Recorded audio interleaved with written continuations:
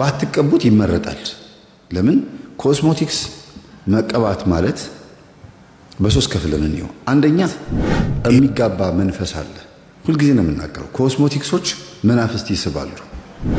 መጽሐፈ ሄኖክ ምዕራፍ 2ን ሙሉ ስታነቡት የምንዝር ጌጥ፣ የእጅ አምባር፣ የእግር አልቦ፣ አይን መኳልን፣ ቅንድም መቀደምንና እንሾሽላ መሞቅን የምንዝር ጌጥንም ጭምር ማድረግን ያስተማረው አዛዝኤል መንፈስ ነው ይለዋል። ይሄ አዛዝኤል የሚባለው መንፈስ ደግሞ እዚህ አሁን ባለንበት ሰዓት ጠቋር ነው ይባላል። ኮስሞቲክስ የምትቀቡ እናቶች አንደኛ ልጆቻችሁ ፊት አትቀቡ። ሰላም በሀገር ውስጥም በውጭም ያላችሁ ውድ የዚግዛግ ቲቪ ቤተሰቦች እንደምንቆያችሁ፣ በዛሬ ቪዲዮ ላይ እንግዲህ የምናየው በኮስሞቲክስ ውስጥ ያለውን የድብቁን የመናፍስት ሴራ ነው። በተደጋጋሚ ይህንን ነገር አባቶቻችን መምህራኖቻችን አስተምረዋል። አሁንም ግን ያልነቃን ያላወቅን አውቀንም ደግሞ ችግር የለውም እያልን እየተጎዳን ያለን ሰዎች አለና እባካችሁ ንቁ ማለት እፈልጋለሁኝ። ብዙን ጊዜ ሴቶች እኔ ከስንት አንዴ ነው የምጠቀመው እንጂ እኮ ብዙም ተጠቃሚ አይደለሁም እንላለን። ግን አጅሬው ምክንያት እንጂ የሚፈልገው ከስንት አንዴ ነው የተጠቀሙት ብሎ የሚተውን ወይ ዝም ብሎ የሚያልፈን አይደለምና እኛን ለመጣል እረፍት ስለሌለው እባካችሁ ንቁ ማለት እፈልጋለሁኝ። እናቶች ደግሞ እባካችሁ ልጆቻችሁ ፊት የምታረጉት ነገር ነገ ደግሞ በልጆቻችሁ ታዩታላችሁ መልሳችሁና እናንተ ተጎድታችሁ ተሸጉዳችሁ ያለፋችሁበት ህይወት ይበቃል። በልጆቻችሁ ይህን ነገር አትድገሙ። ንቁ ማለት እፈልጋለሁኝ። ትማሩበታላችሁ፣ ታተርፉበታላችሁ። ላይክ፣ ሰብስክራይብ፣ ሼር በማድረግ የዚግዛግ ቲቪ ቤተሰብ ይሁኑ። መልካም ቆይታ። ኮስሞቲክስ የምትቀቡ እናቶች አንደኛ ልጆቻችሁ ፊት አትቀቡ። ከተቀባችሁም አርቁት። የምታስቀምጡበትን ቦታ ባትቀቡት ይመረጣል። ለምን ኮስሞቲክስ መቀባት ማለት በሶስት ከፍለን ነው። አንደኛ ይሄንን ካልተቀባሁኝ አላምርም፣ ይሄንን ካላጌጥኩበት፣ ይሄንን የሚያክል ትልቅ ብረት ካላንጠለጠልኩኝ፣ የሬሳ ፀጉር ካላደረኩኝ፣ ይሄንን እንደዚህ ካላረኩኝ አላምርም ብሎ በራስ አለመተማመን ነው የመጀመሪያው። ለመዋብ ይመስላል፣ የበለጠ ለማማርም ይመስላል። በጣም ቆንጆ የሚባሉ ሴቶች ራሳቸው እዚህ አይናቸው ስር እዚህ አካባቢ ሻዶ ነው የምትሉት አይደለም? እንዲያውም አይነ ጥላ የሚለውን በእንግሊዝኛ የተረጉመዋል ሲጻፉልኝ፣ አይነ ጥላ የሚለውን በእንግሊዝኛ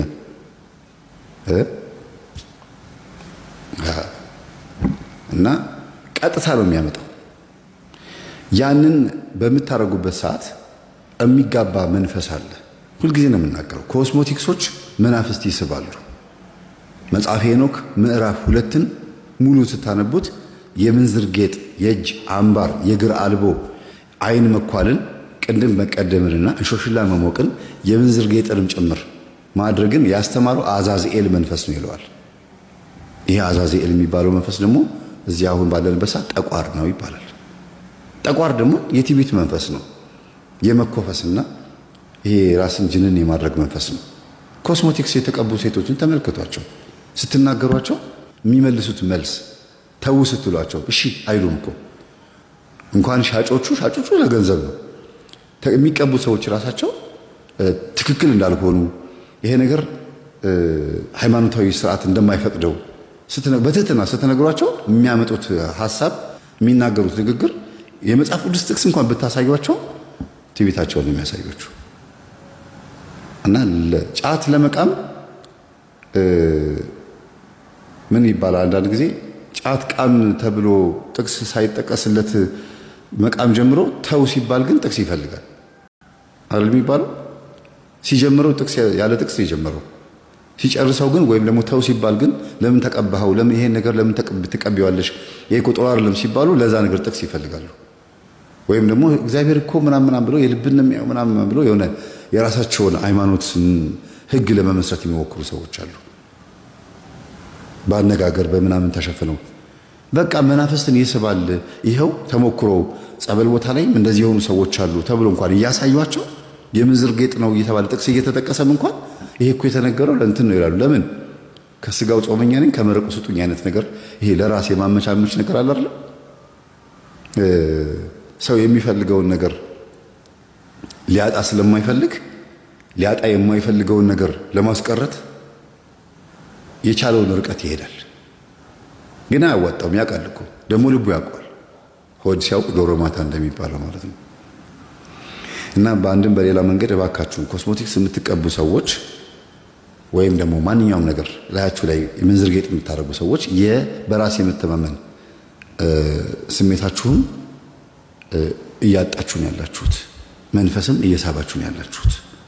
ከዛ ሶስተኛው ደግሞ በምንዝር ጌጥ ውስጥ ወይም ደግሞ በኮስሞቲክስ ውስጥ ያደጉ ቤተሰቦች ያሏቸው እናታቸው፣ አባታቸው በተለይ አሁን ለምሳሌ እናትየዋ ጨዋ ሆና አባትየው ከሴተኛ ዳሪ ጋር እየሄደ እየተልከሰከሰ ምን እያለ መጥቶ ከሚስቱ ጋር ሲተኛ ያው መንፈስ ተሸክሞ መጥቶ እንደዛ አይነት መንፈስ ተሸክሞ መጥቶ ስለሆነ ሚስቱን የሚገናኛት የሚወለዱት ልጆች ምንዝር ጌጥ ወዳጅ ነው የሚሆኑት ሲያድጉ። ይሄን ታውቃላችሁ? ምክንያቱም እናትየዋ ብቻ ስለምትኳኳል አይደለም ወደ ልጆች የሚተላለፈው። አሁን ሚጣን ይዋት ትንሿ ልጅ ከእናቷ ነው የወረሰችው፣ ግን ደግሞ ሴትዮዋም ትኳኳል ነበረ እኚህ አሳዳጊዋም ጭምር። ለምን ሊፕስቲኩ ሁሉ ነገር እዛ ፊት ለፊት አለ። ስለዚህ የቡዳው መንፈስ ከእናትየዋም መጥቷል፣ ከሴትዮዋም መጥቷል። ከሁለቱም ነው የመጣባት ማለት ነው። ከተወለዱ በኋላ እንዲያውም ህፃናቶች ብዙ ጊዜ ምንዝር ጌጥ የሚያበዙ ኮስሞቲክስ የሚያበዙ ሰዎች በቡዳ ከበሏቸው ይሄ ነገር ይጋባባቸዋል ይባላል። በጣም ነው የሚጋባባቸው እና ያለ እድሜያቸው ይጀምሩታል። እድሜያቸው ገና 13 14 ዓመት ልጆች ሆነው አጫጭር ቀሚስ መልበስ ይፈልጋሉ። ኢቭን ተውት እንዴ 13 ዓመትማ እንዲያውም ትልቅ ነው። ትልቅ መስላችሁ እንደው አሁን ካለው ሁኔታ ገና 8 ዓመት 6 ዓመት 4 ዓመት ህፃናቶች አጫጭር ቀሚስ አይታችኋል? ታይት አድርገው ጉርድ የሆነ የቬሎ የሙሽራ ቬሎ ነገር አስለብሰዋቸው ልደት ላይ ከወከው ያል ሲጮቱ በአጭር ቀሚስ ደረታቸው ግልጥ ብሎ ምናምን ልብሱ ያምራል ስለሚባል ልጆቻቸውን እዚህ ጸጉራቸውን ያስይዙላቸዋል። ልደት በሚከበር ብሳት እንትን ይደረጋል። ጥሩ ነው እሱ ደስ ይላል። ከዛ ደረታቸው ግልጥ ይላል። ያን የመሰለ የሚያምር የህፃን ገላቸው ግልጥጥ ይላል። ስንት ሰው ልደታቸው ሊያይ የሚመጣው። ከዛስ እያደጉ ሲመጡ አጭር ቀሚስ ወዳጅ ይሆናሉ። ቀሚስ ትተው ሱሪ ነው የሚወዱት። በልጅነታቸው ስለ ሱሪ ብዙ መከራከር አያስፈልግም፣ ግን ቀሚስ እየወደዱ መምጣት አለባቸው። ህፃንነት ላይ ስለ ሱሪ ማውራት አልችልም፣ ምክንያቱም ጉዳዩ የልጅነት ነው። ችግር የለውም፣ ለመጫወትም ለምንም ይመቻቸዋል። ሲያድጉ ግን ቀሚስ ለባሽ መሆን እንዲችሉ አድርጎ ማሳደግን የመሰለ ነገር የለም። የአጭር ቀሚስ እያደገ ይመጣል። እያደገ ቀሚሱ ሳይሆን የሚያድገው የአጭር ቀሚስ የመልበስ ፍላጎት ማለት ነው። ከዛስ እንደማየ ይባላል። እንደማየ መኳል፣ እንደማየ ማንጠልጠል እየተባለ ምንዝር ጌጡ እየበዛ ይመጣል። እየበዛ አሸንክታቡ እየበዛ ይመጣል። ለምን? በእናትም በቡዳ ተበልታ ይሆናል፣ በዘመድ አዝማድ በምናምን ልጆቹ የሁሉም ነው የሚገባባቸው፣ ስፔሻሊ ሴቶቹ ማለት ነው። እና ባካችሁን ብትችሉ ልጆቻችሁ ፊት ምንም ነገር ባታረጉ፣ እናንተም ምንም ነገር ባታረጉ ይመረጣል። ይህንን በትህትናና በየዋህነት ነው የምናገረው። እባካችሁን በመለመንም ነው የምናደርገው። ለምን? ጥቅሱ ስራ አልሰራም። ጥቅሱን ብንጠቅስም ያው ነው፣ ምንም ለውጥ የለውም። እየተናገርን ይጠመዘዛል ጥቅሱ። እንዲያውም አንዳንዶቹ ጭራሽ ኦርቶዶክሶች ሆነው መጽሐፍ ሄኖክ እኮ ብዙም ያን ያክል በዓለም አቀፍ የመጽሐፍ ቅዱስ ማህበር ተቀባይነት የለውም እና ይሄ ጥቅስ ሰው የጻፈው ሊሆን ይችላል ይላሉ። 80 አሐዱ ላይ የኦርቶዶክስ መጽሐፍ ላይ ተቀምጦ እኮ ነው። እኔ አንዳንድ ሰባኪያን ራሱ 66ቱ ላይ የሚያተኩሩት ይመስለኛል። ሰባኪያን መምህራን ራሱ ከመጽሐፈ መቃቢያን አይጠቅሱም። ከነዚህ ከመጽሐፈ ሲራክ ከነጦቢት ከምናምን ከነዚህ መጽሐፍቶች አይጠቅሱም። የምክር መጽሐፍቶችን አይጠቅሱም። አዋልድ መጽሐፍቶችን፣ ድርሳናትን፣ ስንክሳር ላይ ያሉትን የቅዱሳንን ታሪክ ምናምን እነዚህ ቴዎሎጂ ተመርቀው የወጡ ሰባኪያን ብዙም አይደሉም፣ አይነካኩትም። ከቅዱሳን ሕይወት እንድንማር አይፈልጉም።